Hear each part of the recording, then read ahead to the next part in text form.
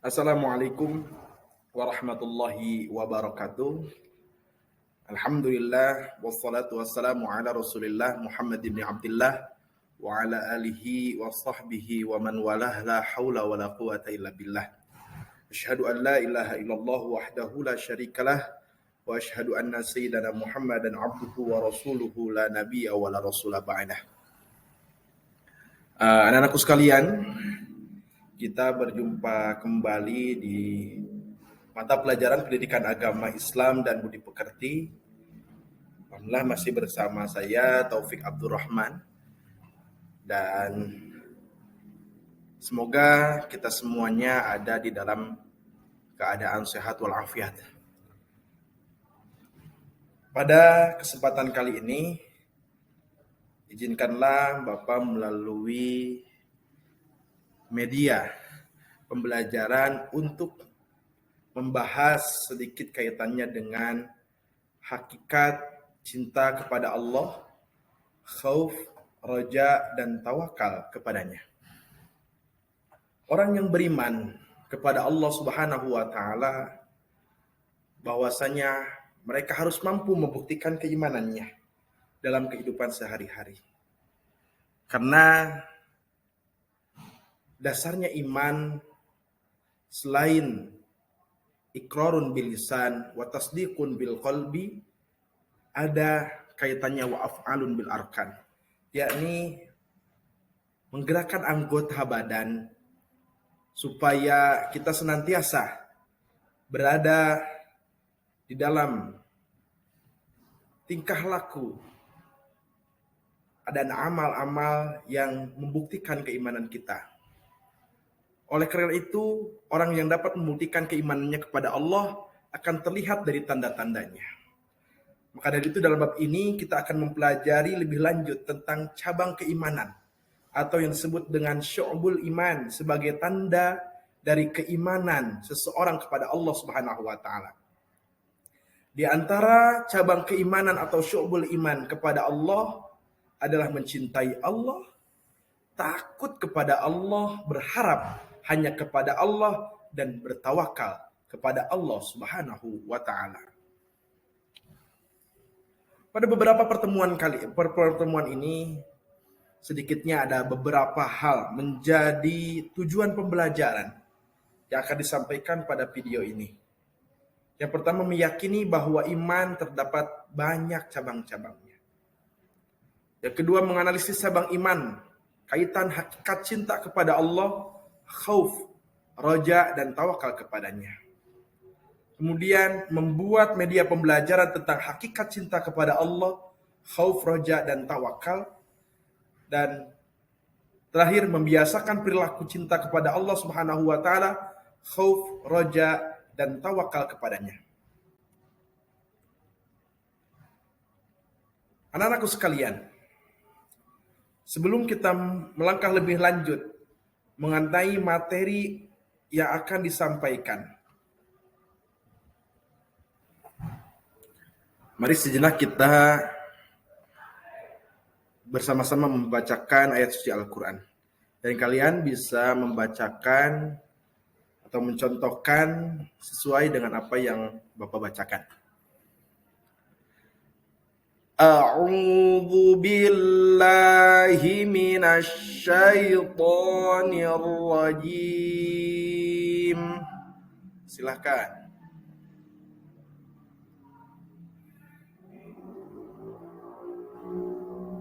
Bagus. Bismillahirrahmanirrahim.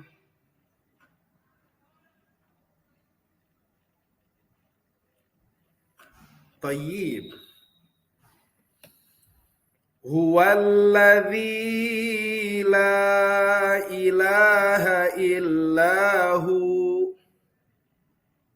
alimul ghaibi wasyahadati huwar rahmanur rahim.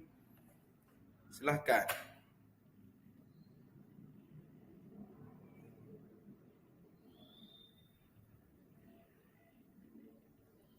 Tayyib. Huwallazi la ilaha illahu al-malikul quddusus salamul mu'minul muhaiminul azizul jabbarul mutakabbir subhanallahi amma yushrikun. Silakan.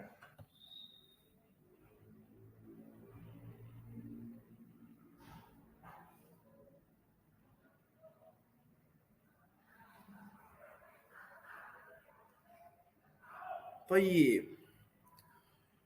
Huwallahul khaliqul bari'ul musawwiru lahul asma'ul husna yusabbihu lahu ma fis samawati wal ardh wa huwal azizul hakim.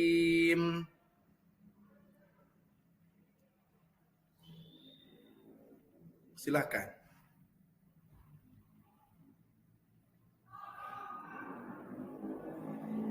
Tayyib.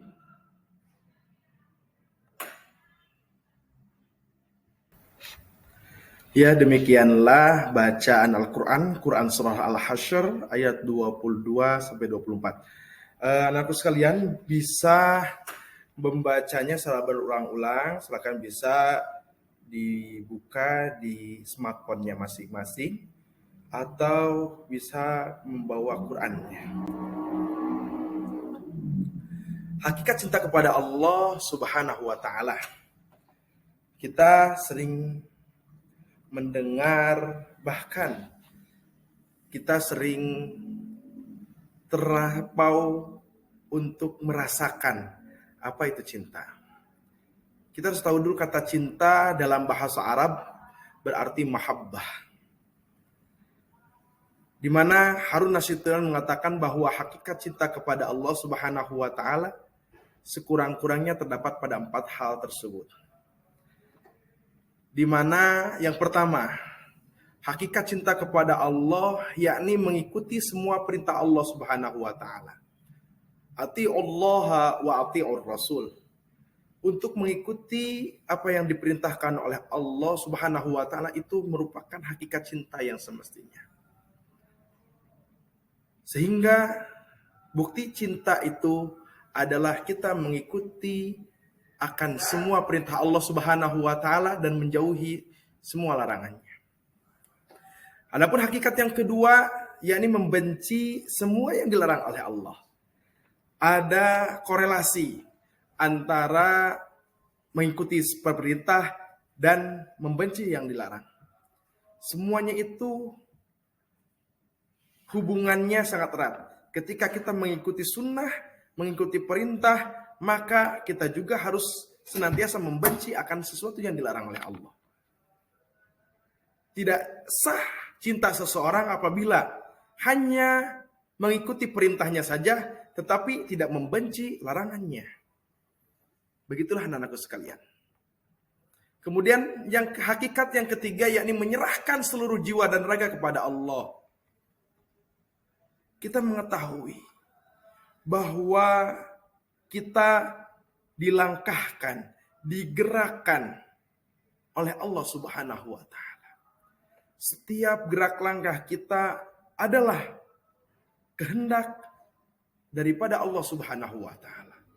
Sehingga seraya kita senantiasa, apabila kita benar cinta kepada Allah, maka kita serahkanlah seluruh jiwa raga kita kepada Allah. Harta kita, apapun yang dimiliki oleh kita, kita serahkan kepada Allah. Dengan artian kita menggunakan apa yang kita miliki, baik itu kesehatan, baik itu harta, tenaga, jasad kita dipergunakan untuk mengabdi kepada Allah Subhanahu wa Ta'ala. Itu makna daripada menyerahkan seluruh jiwa dan raga kepada Allah. Hakikat cinta yang keempat adalah mengosongkan hati dari segala sesuatu selain Allah. Dalam Al-Quran dikatakan, Innallaha la yaghfiru Innallaha yaghfiru ma duna dzalika liman yasha. Innallaha sesungguhnya Allah tidak akan memberikan ampunan kepada ayyusyraka bihi, kepada orang yang menyekutukan Allah. Wa yaghfiru ma duna dzalik, dan Allah akan memberikan ampunan kepada siapa orang selain daripada menyekutukan Allah Subhanahu wa taala. Anak-anakku sekalian, hakikat cinta ini harus kita tanamkan dalam hati. Dari mulai yang pertama, kedua, yang ketiga, dan keempat, sehingga itu betul-betul menumbuhkan rasa mahabbah kita kepada Allah Subhanahu wa taala. Tingkat cinta, bahwa cinta itu pula ada tingkatannya. Sebagaimana kita bisa melihat bagaimana rasa cinta seseorang, mahabbah seseorang kepada kita. Yang pertama adalah mahabbah orang biasa. Seperti orang awam, seperti kita. Yakni orang yang selalu mengingat Allah dengan zikir dan memperoleh kesenangan dalam berdialog dengannya, serta senantiasa memujinya.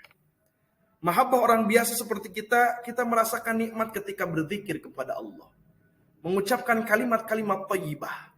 La ilaha illallah. Maka dengan itu adalah bukti mahabbah. Cukuplah bagi kita, orang biasa itu seperti itu. Kemudian kita berdialog dengan Allah Subhanahu wa taala. Apa makna dialog dalam hal ini? Yakini kita melaksanakan ibadah sholat dengan khusyuk. Karena yang dinamakan sholat adalah hubungan, komunikasi antara hamba dengan Rabb, yakni Allah Subhanahu wa taala di dalam sholat. Begitulah mahabbahnya orang biasa. Kita senantiasa merasa bahagia ketika sholat. Kita merasa bahagia, tenang ketika zikir. Adapun mahabbahnya orang yang sidik, yakni orang yang mengenal Allah tentang kebesarannya, kekuasaannya, dan ilmunya. Bukan hanya berzikir, bukan hanya melaksanakan sholat, tetapi di dalamnya dia mengenal tentang kebesaran Allah. Tidaklah dia mengucapkan kalimat takbir, Allahu Akbar. Di dalamnya ada zauk, perasaan akan kebesaran daripada Allah Subhanahu wa taala. Kekuasaannya dan ilmu-ilmunya. Adapun yang ketiga, mahabbah orang arif, al-arif billah, yaitu cintanya seseorang yang telah sempurna ma'rifatnya dengan Allah Subhanahu wa taala. Ma'rifat yang sebenar-benarnya. Ma'rifat yaitu orang yang sudah merasa dekat dengan Allah Subhanahu wa taala. Sehingga jangan kita tanyakan bagaimana cintanya orang yang arif. Karena di hadapannya telah terwujud Allah Subhanahu wa taala. Dalam hal ini bukan wujud bentuknya, bukan wujud zatnya, tapi terasakan oleh dirinya adanya Allah Subhanahu wa taala.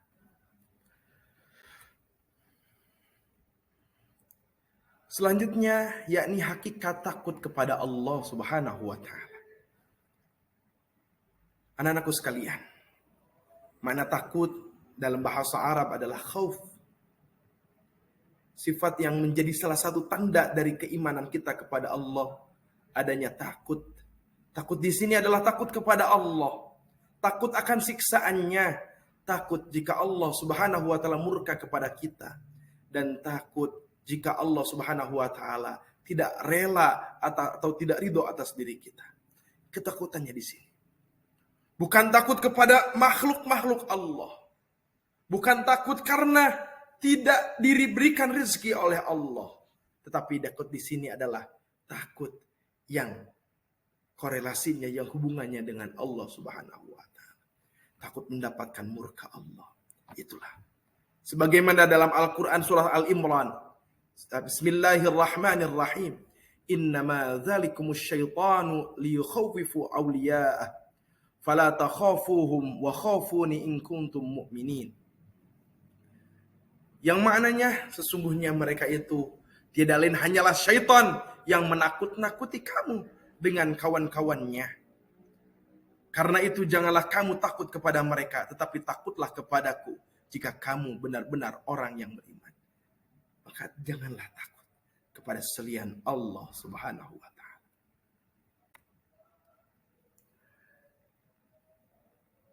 Kemudian, anakku sekalian, hakikat berharap kepada Allah. Roja, mengharapkan segala sesuatu kepada Allah. Yakni berharap kepada Allah Subhanahu wa ta'ala dengan menggantungkan semua harapan akan datangnya kebaikan dan tertolaknya keburukan yang akan terjadi di masa yang akan datang hanya kepada Allah Subhanahu wa ta'ala. Kita semuanya berharap apa yang nanti akan terjadi baik atau buruknya kita serahkan kepada Allah Subhanahu wa ta'ala. Harapan itu harus ada di dalam diri seorang mukmin. Karena Allah Subhanahu wa ta'ala, zat pemilik alam semesta, memberikan sesuatu itu sesuai dengan kadarnya. Sebagaimana Allah menyebutkan dalam Al-Quran, Bismillahirrahmanirrahim. Innal ladzina amanu wal ladzina hajaru wa jahadu fi sabilillah ulaika yurjuna rahmatallah wallahu ghafurur rahim. Sesungguhnya orang-orang yang beriman, orang-orang yang berhijrah dan berjihad di jalan Allah, mereka itu mengharapkan rahmat Allah, dan Allah Maha Pengampun lagi Maha Penyayang. Anak-anakku sekalian, yang terpenting adalah janganlah kita terputus wala tai'asu an rahmatillah. Janganlah kita terputus akan rahmat Allah. Ingat bahwa sesungguhnya rahmat Allah itu maha luas. Janganlah kita berputus asa. Sesungguhnya Allah sangat membenci orang-orang yang berputus asa akan rahmatnya. Ketika kita berada dalam kesulitan, ketika kita berada dalam kesusahan, kepayahan, maka serahkanlah semuanya kepada Allah Subhanahu wa ta'ala. Tetap ada rahmatnya, ada kasih sayangnya yang maha luas. Anak-anakku sekalian, bentuk harapan itu sebagaimana yang disebutkan oleh Muhammad bin Hasan, membagi 3 macam bentuk harapan yang bisa dilakukan oleh manusia. Hal pertama adalah harapan seseorang yang beramal dengan penuh ketaatan kepada Allah Subhanahu wa ta'ala, dan ia mengharapkan pahalanya. Yang kedua, harapan seseorang yang melakukan dosa, yang kemudian dia bertobat dan dia mengharapkan ampunan dan kebaikan Allah Subhanahu wa ta'ala. Dan ketiga, harapan seseorang yang berlumur dosa dan dia mengharapkan rahmat Allah, akan tetapi tidak disertai dengan taubat dan beramal baik sedikit pun. Inilah kita masuk kepada golongan yang seperti apa. Namun semuanya tetap ada dalam naungan Allah Subhanahu wa ta'ala. Ketika kita tetap ada harapan akan mendapatkan rahmat Allah, maka disitulah anugerah yang Allah berikan. Hatta orang yang berumuran dosa sekalipun, maka manusia tidak bisa apa-apa kecuali Allah yang telah menghendaki. Anak-anakku sekalian, sehingga bagaimana keutamaan berharap kepada Allah? Sini Bapak cantumkan. Yang pertama adalah menjadikan diri kita lebih semangat dalam menjalani hidup. Rintangan apapun, halangan apapun, kesusahan apapun, kita akan jalani dengan nikmat. Kita akan jalani dengan senang hati. Kita akan jalani dengan sepenuh semangat. Karena ingat, ada Allah Subhanahu wa ta'ala yang maha pemberi rahmat dan kebaikan kepada kita semua. Kemudian mengarungi rasa takut yang berlebihan. Rasa takut itu janganlah terlalu dibawa-bawa ketika kita sudah punya Allah Subhanahu wa Ta'ala. Kemudian mampu bertahan hidup lebih lama. Dengan adanya rahmat Allah, kita meyakini segala sesuatu itu Allah yang telah atur. Maka itu akan menambah imun tubuh dan kesemangatan dalam hidup. Anak sekalian, kita berlanjut kepada hakikat makna tawakal. Tawakal kepada Allah Subhanahu wa Ta'ala artinya menyerahkan segala urusan kepada Allah. Karena kita adalah makhluk yang tidak kuasa. Orang yang bertawakal adalah orang yang mengetahui dan meyakini bahwa Allah Subhanahu wa Ta'ala adalah zat yang menanggung semua urusan. Sehingga ia mempercayakan segala urusannya kepada Allah secara penuh dan tidak berpaling kepadanya selain Allah. Inilah karena kita mengetahui bahwa kita manusia adalah makhluk yang dhaif, maka segala sesuatu itu tidak mungkin bisa selesaikan oleh sendiri. Ada yang bisa mencari bantuan kepada orang lain, namun ada yang tidak bisa mencari bantuan kepada makhluk yang lain. Sehingga ini hanya kita menyerahkannya kepada Allah Subhanahu wa Ta'ala dan menjadikannya Allah sebaik-baiknya wakil. Di mana Allah Subhanahu wa Ta'ala berfirman dalam Quran surah Al-Muzammil, Rabbul Masyriqi wal Maghribi la ilaha illa huwa fattakhidhu wakila. Dialah Allah, Tuhannya Masyriq dan Maghrib. Tidak Tuhan yang berhak disembah melainkan Dia.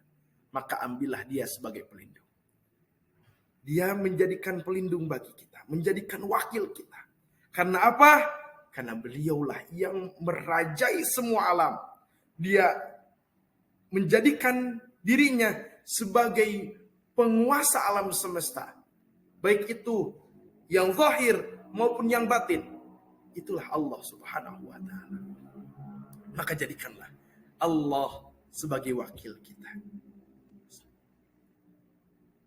Hadirin semuanya, bahwa dalam tawakal ada syaratnya. Ini apa yang harus kita perhatikan. Bukan merupakan pengertian dari tawakal yang diajarkan oleh Al-Quran ketika hanya berpangku tangan tanpa usaha. Bahwa Al-Quran mengajarkan untuk bekerja keras dan berjuang untuk mencapai suatu tujuan. Dan setelah itu baru menyerahkan diri kepada Allah Subhanahu wa Ta'ala. Agar tujuan tersebut bisa tercapai. Penuh dengan berkah, rahmat, dan inayah dari Allah Subhanahu wa Ta'ala.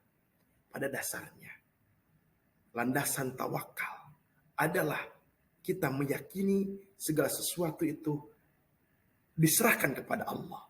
Namun, ada dasar kita, yaitu modal yang diberikan oleh Allah. Kita diberikan akal, diberikan pikiran, kita diberikan kesehatan, kita diberikan tenaga. Maka berusahalah semampu kita dengan amanah yang telah Allah berikan. Baik itu akal, tenaga, pikiran, kesehatan. Itu adalah modal yang Allah berikan kepada kita. Sehingga tawakal itu harus didasari dengan hal yang demikian, anakku sekalian. Janganlah kita gak perlu menghafal karena nanti juga diberi pertolongan oleh Allah. Saya serahkan semuanya kepada Allah. Itu bukan makna tawakal yang sebenarnya, anak-anakku sekalian. Namun dalam Al-Quran dikatakan pula bahwa sebaiknya sebelum kita melakukan sesuatu, maka bertawakallah kepada Allah. Fa'idha azamta fatawakkal Allah. Maka ketika kita mengazamkan sesuatu, ingat langsung di sana sandarkan tawakal kepada Allah. Maka atas sandaran tawakal itu kita berusaha, berupaya sekuat tenaga untuk mewujudkan apa yang kita azamkan tadi. Hadirin, anak-anakku sekalian. Sehingga dari ini kita akan mendapatkan hikmah tawakal. Hikmah tawakal menjadikan hati tenang, tentram. Hikmah tawakal memunculkan harapan yang baik dan positif. Hikmah tawakal mendapatkan kebaikan di dunia dan akhirat. Hikmah tawakal mendapatkan pertolongan dari Allah Subhanahu wa Ta'ala. Kesemuanya ini merupakan janji Allah bagi siapa orang yang bertawakal. Ketika orang yang bertawakal, dia akan menjadi tenang. Dia akan tentram. Hidupnya tidak penuh kepusingan. Mendapatkan kepusingan, kesusahan, dia serahkan kepada Allah dengan berupaya dan berusaha sekuat tenaga. Sehingga yang hadir adalah harapan yang baik dan positif. Tidak pesimis. Oke? Itulah yang harus kita lakukan. Kemudian setelah kita berpikir positif, janji Allah, beliau akan mendapatkan kebaikan di dunia dan di akhirat. Dan akan senantiasa diberikan pertolongan oleh Allah Subhanahu wa Ta'ala. Terima kasih, anak-anakku sekalian. Itulah keempat yang perlu kita pahami. Dari khauf, dari cinta kepada Allah, dari raja dan tawakal. Semuanya ada korelasi, ada hubungannya. Yang itu merupakan cabang iman kepada Allah Subhanahu wa Ta'ala. Dari cabang iman itu harus setidaknya 4 hal tersebut harus kita masukkan dalam hati. Harus kita jalani dengan anggota badan. Dan kemudian bisa menjadi dinamika kehidupan kita. Yang senantiasa kita bisa berupaya untuk mencintai Allah. Kita bisa berupaya untuk takut kepada Allah. Kita menjadikan diri kita untuk senantiasa berharap kepada Allah. Dan menyerahkan, bertawakal kepada Allah Subhanahu wa Ta'ala. Terima kasih. Mungkin inilah yang bisa Bapak sampaikan. Nanti ada beberapa hal yang menjadi tugas bagi anak-anakku sekalian kaitan dengan 4 hal yang telah Bapak sampaikan. Bisa ambil hikmah, kemudian bisa identifikasi masalah-masalah yang terjadi di sekitar kita, di lingkungan kita, tentang bagaimana orang yang cinta, bagaimana orang yang takut, bagaimana orang yang bertawakal, bagaimana orang yang roja. Kita lihat fenomena sekarang. Ada orang yang bunuh diri. Fenomena sekarang, ada orang yang terus merasa takut ketika COVID-19. Dia merasa takut yang setakut-takutnya. Kemudian hilangnya harapan. Mudah putus asa. Itu adalah masalah-masalah yang sering terjadi di lingkungan kita. Maka kita identifikasi. Apa sih masalah itu kok bisa muncul? Mengapa sih kok itu bisa terjadi pada teman, pada tetangga, pada sanak saudara? Itu harus kita melek kepada yang terjadi di sekitar kita. Maka identifikasi masalah di hal ini adalah kaitannya dengan 4 hal yang tadi. Nanti kalian bisa mengerjakan beberapa tugas pokok yang telah Bapak siapkan di lembar kerja. Maka kalian bisa memilih salah satu dari 4 hal tadi. Baik itu cinta kepada Allah, baik itu khauf, roja, ataupun masalah kaitannya dengan tawakal. Oke. Silakan untuk bisa mengerjakan. Kemudian nanti kita akan berdiskusi sesuai dengan tema yang telah kalian pilih. Terima kasih atas perhatiannya. Mohon maaf atas kekurangannya. Wallahu muwaffiq ila aqwamit thoriq. Assalamualaikum warahmatullahi wabarakatuh.